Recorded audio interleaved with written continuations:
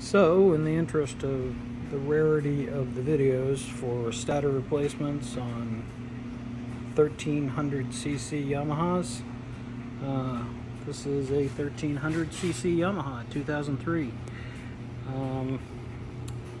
There's your stator back in the cover. What turned out to be the problem, which was very hard to diagnose, was if you see those three connectors right there, that's because I had to cut off the original connector, which is right here. As you can see, it was burned to a crisp. There was only two wires coming out of the back of it, so obviously the charging system was not working at the time, which is why I had to take it apart. I thought it was a stator issue because I took off the rectifier, which that was another thing that I had a hard time finding online. The rectifier is down in front, in behind the radiator on the right hand side. So that was difficult to find, but now there you go, there's a location for it. Now you can go check it yourself. When I checked it, I got an 8 mega ohm resistance across one of the coils, so obviously we had a problem.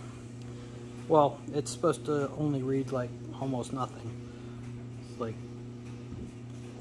0.3 ohms or something like that. In any case, when you're taking this stator cover off, it's difficult to get to the very bottom bolts. These are hex bolts. You're gonna have to take the exhaust off, which is a pain in the rear, but yeah, you're gonna have to do it. There's two different connections. One of the connections is hidden by your bag. If you have a bag on there, you're gonna have to take the bag off so you can get to the connection for the exhaust to get that off. Once you get the exhaust off, you can take the stator cover off. Now, the reason you see the gear cover off, or cover 2, engine cover 2, as it's called in all of the drawings online, the reason that's off is because I couldn't figure out where the wire was going, because it is run underneath that and then up into there through that little hole you see right there. So it's through that little hole and then up underneath the battery box, which is why the battery box is not there. So they hit all these wires really well.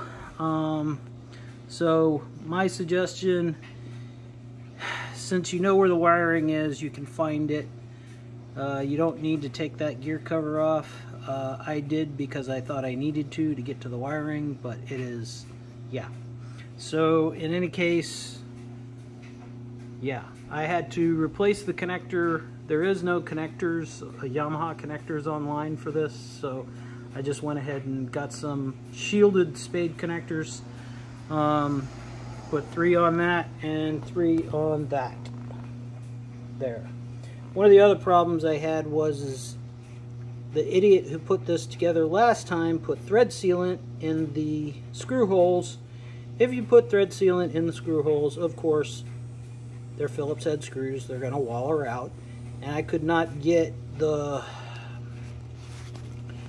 this one right here out. I had to take it to a machine shop. So they welded a nut onto the back of what was left, which was very little. I used everything I could think of to get that thing out of there. I even tried cutting a slot in it and using an impact slot driver, and it still didn't work. So just totally disintegrated the head. And yeah, do not put thread sealant in these holes. They can't back out. The only ones that might back out would be the ones in the center. They might have enough room to back out. But if you just use your impact screwdriver and give them a couple of taps, that torques them enough to where they're not going to release. Try not to damage the threads. In any case, right now I am going to put the gasket on the cover and then try and put the cover back on the engine. This appears to be the suggested method because the gasket, that way the gasket sticks to the cover if you have to take the cover off and not to the engine. I do have a little bit of cleanup to do right here around one of the guide pins. The one that fits in that hole right there. Also, when I took this off, when I pulled it out, those two gears are just floating.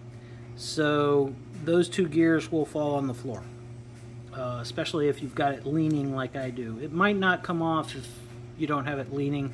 I don't know. All I know is those two gears fell out on the floor when I pulled the cover off. But as you can see, you just put them back in place and you're fine. But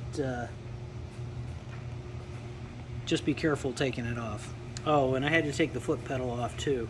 I fought against doing that, but there was no way to do it without taking the foot pedal off. You just take those two screws off in the back. You don't really need to take off anything else. Of course, this was all experimental, so I've never done this before, so I ended up taking off a little bit more than I needed to. I didn't need to take off the heel toe shifter. I could have left that on and just taken the two bolts. As you can see, the two bolts that hold the whole unit on. So you could take those two bolts off. Then you can take the exhaust off. The exhaust has two bolts in it. The back piece of exhaust has this securing it in place. Not exactly sure why. In any case, the bolts look like this. They are Allen's. So what I would suggest is you get an impact Allen, or an Allen set, socket Allen set, to get those out. In any case, I'll put this on under stator replacement 1300. Hopefully it'll save some people some work in the long run. Alright, these are getting old, so you're going to be doing your own work after a while. Have a good one. Thank you. Bye.